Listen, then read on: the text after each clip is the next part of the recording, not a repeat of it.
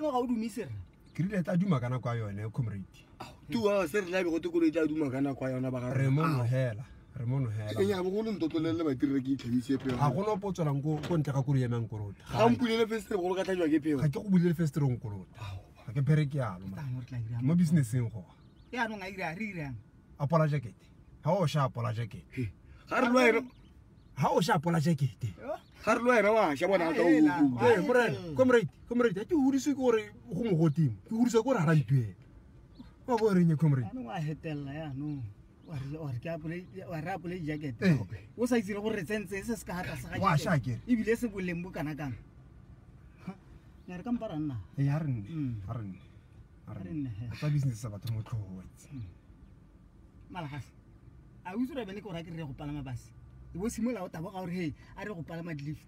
go ana re palame koloi ya batho ba diphakisele ya ka nna koloi ya etswa kae ne ke itse ke re ke a makhansela go go ho ne se dira ka motho o pirate Ah, mo bela matomo gore ga ba pirate wa utlwa